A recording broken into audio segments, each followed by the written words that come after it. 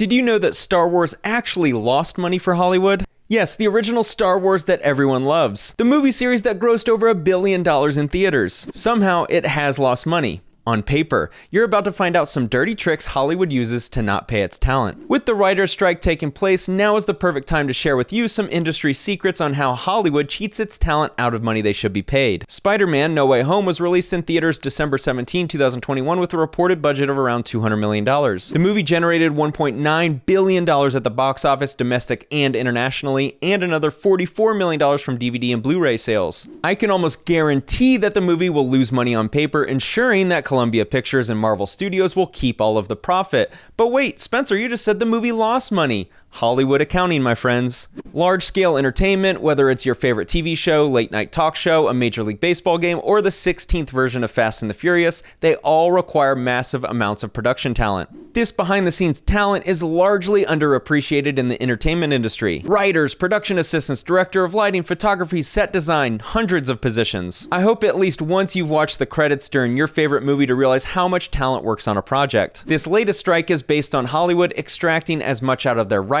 as possible before they finally burst. The only thing mini about this writer's room is the pay. With streaming services exploding since the last writer's strike in 2007, many writers have had their earning potential cut due to reduced residuals, among other issues. For those unaware, writers are arguably the most important group of talent for all of your favorite entertainment. You may love the A-list star that brightens up the screen, delivers the laughs, and is the hero that saves the day, but the production doesn't begin until the script has been written. Universal Pictures, Paramount Pictures, Warner Bros. Pictures, Walt Disney Pictures, and Columbia Pictures make up the 5 major Hollywood studios today. This is a cutthroat business where many productions lose money and the studios can't exist if every team is bloated. CBS can no longer afford to produce The Late Late Show with James Corden, as it raked in less than $45 million but cost up to $65 million to make, LA Magazine reports. There weren't any accounting tricks for James's show, and you can't have many shows losing $20 million if you want to keep the lights on. But there's obviously a balance between reckless spending to overemploy and asking writers to perform more than is reasonable while paying less. Enter ChatGPT. Studio producers probably think they can spin up a message box with a computer and have the next Breaking Bad 5 minutes later.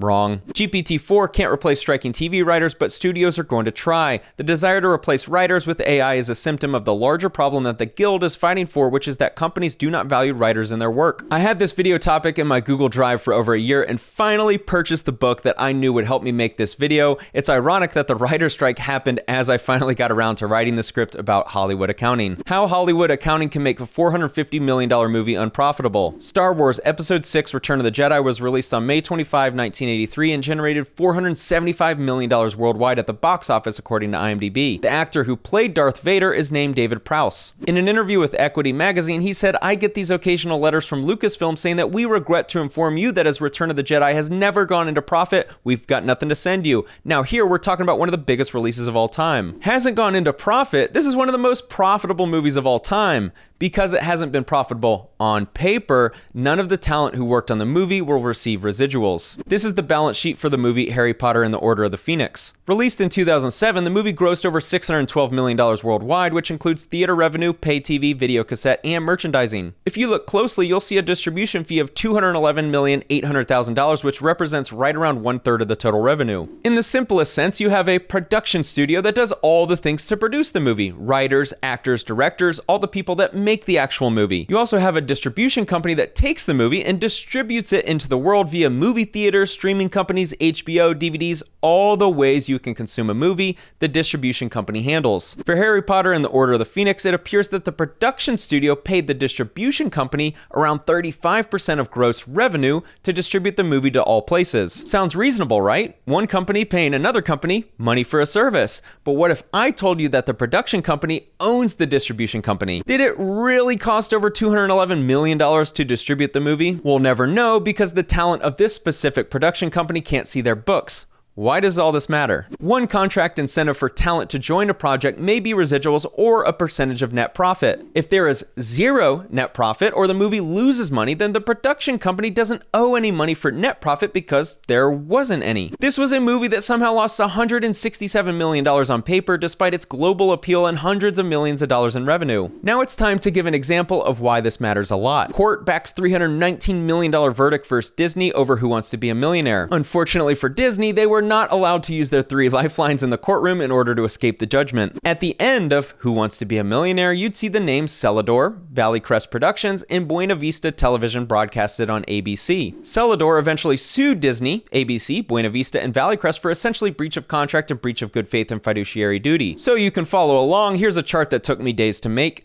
ABC is a television channel that pays a licensing fee to be able to air the content. ABC paid Celador for the concept and format of the show, as they were the original creator of the idea. ABC needed to produce the show, so they hired Valley Crest. They also needed distributors to their Disney affiliates, so they hired Buena Vista. Celador alleged that ABC and Buena Vista Television assigned the production duties of the series to Valley Crest, an affiliated entity and fellow subsidiary of Disney. Plaintiffs alleged that ABC and Buena Vista also orally agreed that ABC would license the series for an imputed per episode license fee equal to Valley Crest per episode production costs. As a result, the network exhibition of the series could never reach profits after production costs, distribution fees, distribution costs, overhead, interest were deducted from any gross receipts. ABC and Buena Vista had an agreement with Celador that they would pay Celador 50% of the net profit. ABC and Buena Vista hired Valley Crest as the production company to produce the show, and they responded that it would cost XY million. ABC and Buena Vista then went to Celador and said, sorry, there aren't any net profits because the licensing fee for the show is the exact same number as the production budget to make the show. Disney owned all of the 3 companies, so they didn't care who made the money. It all flowed up top at the end of the day.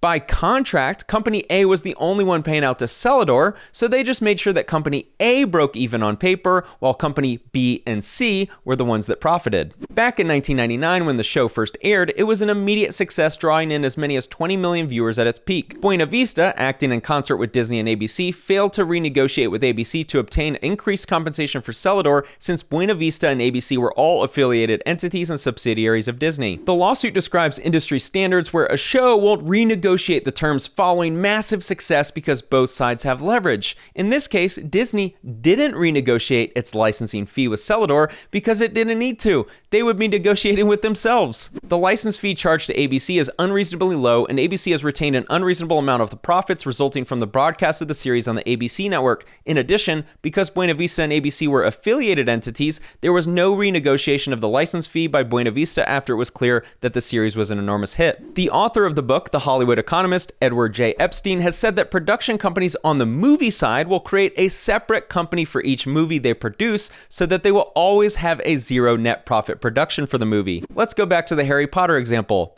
$212 million for distribution. Epstein in his book basically says that these distribution companies are owned by the same studios that produce the movie, so it may only cost $100 million, but of course there's another $50 million in extra marketing, another $50 million in consulting fees, and lastly and coincidentally, another $12 million for overages and miscellaneous expenses. Walking Dead lawsuit settled for $200 million between Frank Darabont, CAA, and AMC. The plaintiffs had alleged that AMC had deliberately set the imputed fees paid by the eponymous AMC Network's cable TV channel to AMC Studios, both subsidiaries of AMC Networks, far below fair market value, and thus illegitimately curtailed the payments due to the plaintiffs under their profit-sharing agreements. Unfortunately for the lawyers losing these cases for the studios, they became literal Walking Dead cast members after they lost the trial. I just came across the loss statement from the movie yesterday, released in June 2019. The fun Beatles-themed movie was a surprising hit during that year and was recognized as a major winner for Hollywood because it generated $154 million in the box office